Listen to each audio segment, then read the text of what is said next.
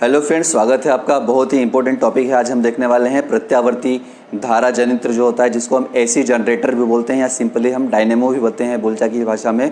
तो वो किस प्रकार से वर्क करता है और किस प्रकार से उसके अंदर जो प्रत्यावर्ती धारा जो अल्टरनेटिव करंट है प्रोड्यूस होती है, उसको हम यहाँ पे ग्राफिकली रिप्रेजेंट भी करके देखेंगे। तो बहुत इंपॉर्टेंट टॉपिक है और किस प्रकार से धारा का प्रोडक्शन होता है वो भी हम देखने वाले हैं। तो सबसे पहले हम देखते हैं एसी जनरेटर की जो बनावट होती है या फिर उसका जो डायग्राम होता है वो कैसा होता है, उसके अंदर क्या क्या कंपोनेंट्स होते हैं। तो आइए शुरू करते हैं। सबसे पहले हम देखते हैं कि जो बनावट है उसके अंदर हमने एक NS जो फील्ड मैग्नेट होता है वो हम लगाते हैं। ये बहुत ही काफ़ी पावरफुल होते हैं फील्ड मैग्नेट। दूसरा होता है कुंडली ABCD, जिसको हम आर्मेचर बोलते हैं। यहाँ पे आपको ABCD जो है यहाँ पे आर्मेचर दिखाई दे रहा है। अच्छा, इस आर्मेचर पे बहुत सारे तार लपेटे जा सकते हैं, मतलब नंबर ऑफ वाउंड्स जो होते हैं ये ज़्यादा भी हो सकते हैं। जरूरी नहीं कि आपको यहाँ पे एक दिखाई दे रहा है तो ये है। जितने भी नंबर ऑफ वाउंड्स ज़्यादा होंगे उतना ज़्यादा क्या होता है, कुंडली के अंदर करंट प्रोड्यूस होता है, आर्मेचर में करंट प्रोड्यूस होता है। तीसरा होता है यहाँ पे C1 C2 जो सर्पी वाले, जिनको स्लिप रिंग्स C1 C2 कहते हैं। ये स्लिप रिंग्स जो होते हैं, जो कुंडली होती है, इनके जो किनारे होते हैं यहाँ पर इससे जुड़े हुए होते हैं। मतलब ये जो स्लिप रिंग्स होती हैं ये अपनी जगह पे क्या कर सकती हैं, रोटेट हो सकती हैं। मतलब ये आपको जो दिखाई दे कुंडली, अगर ये घूम के इधर आती है तो ये जो स्लिप रिंग्स है ये घूम के ऐसे हो जाएंगी। और ये जो आपको CD देख रही है इस यहाँ पे दूसरे से जुड़ा हुआ है, अगर ये घूम के नीचे से घूम के इस तरफ आती है तो ये जो अपनी जगह ये अपनी जगह रोटेट हो जाती है। तो C1 C2 क्या होती हैं, ये जो कुंडली होती है इसके साथ रोटेट होने वाली स्लिप रिंग्स होती हैं, सर्पी वाले होते हैं।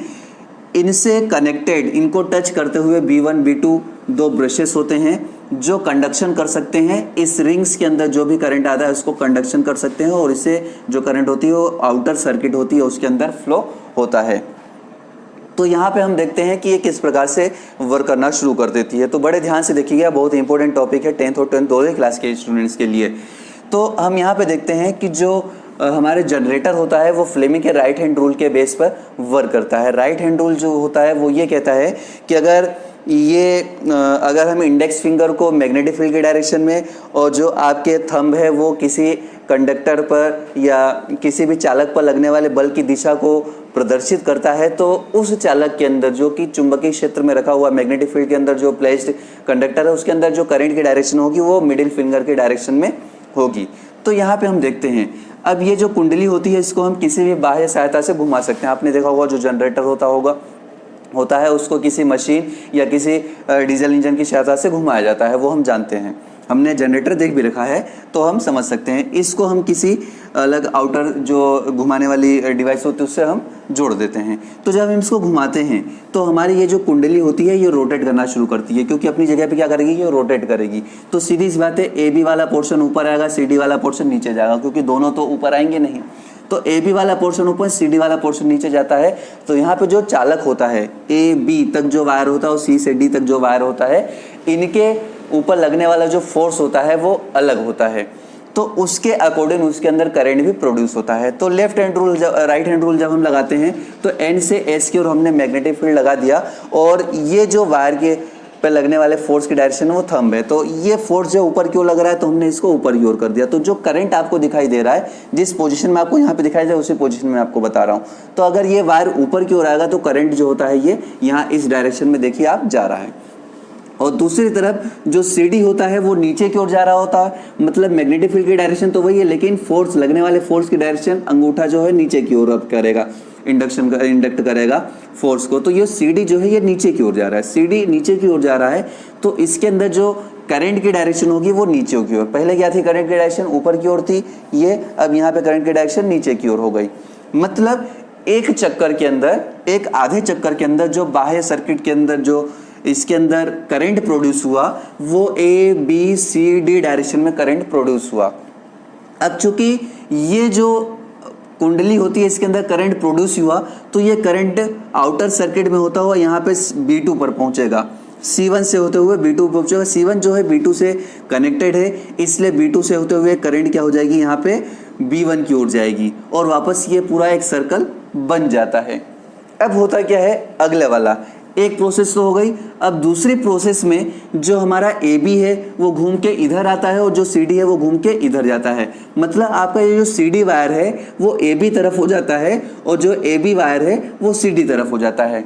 मतलब कि अगर मैं कहूँ कि ये ए बी सी डी ये इस तरफ हो गया तो यहाँ पर ये हो जाएगा आपका ए बी सी और डी।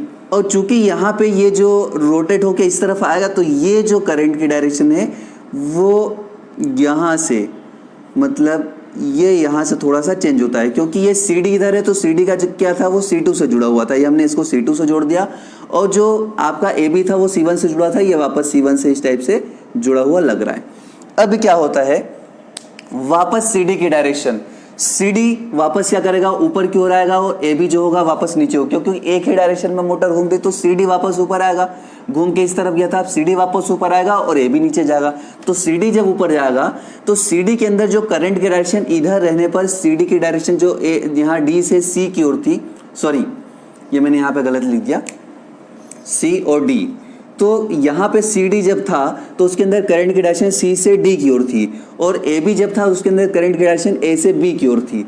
लेकिन जब ये रोटेट हो जाते हैं तो जो डी सी होता है, जो करंट की डायरेक्शन होती है वो डी सी हो जाती है और ए बी के अंदर करंट की डायरेक्शन क्या हो जाती है, बी ए हो जाती है। क्या हो जाती है, बी ए हो जाती है। तो ये ए बी, मतलब कि बाह्य परिपथ में जो धारा होती है वो भी क्या होती है, पलट जाती है। ये जो ए बी, ए से बी की ओर जो करंट आ रहा है यहाँ पे हम देख रहे हैं, तो यहाँ जो करंट प्रोड्यूस हुआ है ए बी से होते हुए यहाँ पे C1, मतलब एक चक्कर के पश्चात करंट की डायरेक्शन यहाँ पे क्या होती है, उलट जाती है और यहाँ पे जो होती है वो इस टाइप से आ जाती है। मतलब जो सी डी है उसके अंदर करंट की डायरेक्शन पलट गई। अब सी डी से करंट यहाँ बाहर नहीं आ रहा बल्कि वापस इधर अंदर जाता है।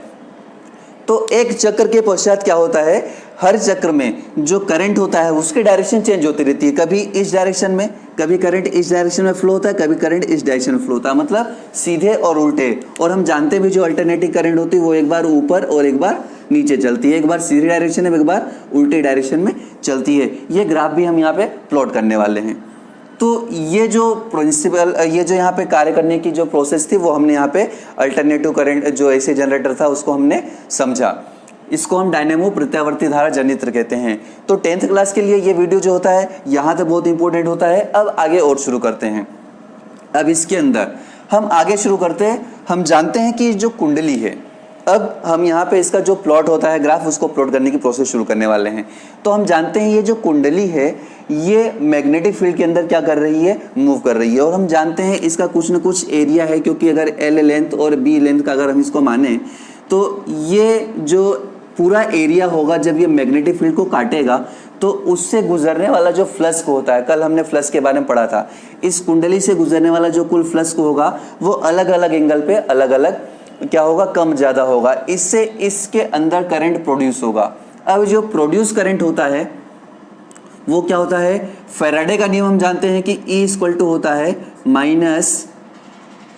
-N d∅ अपॉन dt होता है। अब फाई जो फ्लक्स होता है या phi equal to B A cos theta, जो कोस थीटा होता है वो जो कुंडली होती है और जो चुंबकीय क्षेत्र होता है उसके बीच का कोण होता है कोस थीटा। तो हमने फाई की वैल्यू यहाँ पे पुटअप कर दी -N d अपॉन dt और ये हो गया आपका बी ए कोस थीटा। अब यहाँ पे B और A दोनों ही क्या है, कांस्टेंट है। तो E इक्वल टू हो गया -N B A, N B A cos theta d/dt क्या हो जाएगा, साइन थीटा हो जाएगा। अब थीटा जो होता है, theta equal to omega T होता है। तो यहाँ पे E equal to -E0 sine omega T हमने इसको लिख दिया। यहाँ पे जो NBA होता है ये मैक्सिमम प्रत्यावर्ती धारा का जो उच्चतम मान होता है वो होता है, जिसको अपन peak value of induced current बोलते हैं, इंड्यूस्ड वोल्टेज बोलते हैं। अब इंड्यूस्ड वोल्टेज जो होगा वो हमारा ये इक्वेशन जनरेट करती है। अब इस इक्वेशन के बेस पर ही हम क्या करेंगे, ये जो आपको ग्राफ हो ये हमको करके दिखाना है।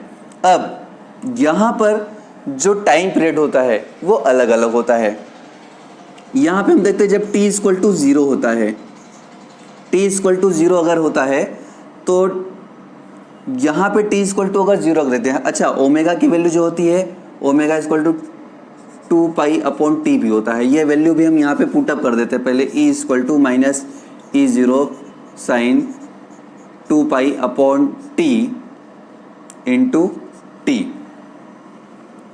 अब हम जानते हैं कि यहाँ पे जो करंट होता है ये पूरा एक अल्टरनेटिव करंट का ये पूरा एक साइकिल है, तो इसको हम जीरो, इसको हम यहाँ पे टी बोलते हैं। ये जो होता है ये टी बाय 2 होता है, और ये जो होता है टी बाय 4, और ये 3 टी बाय 4 होता है।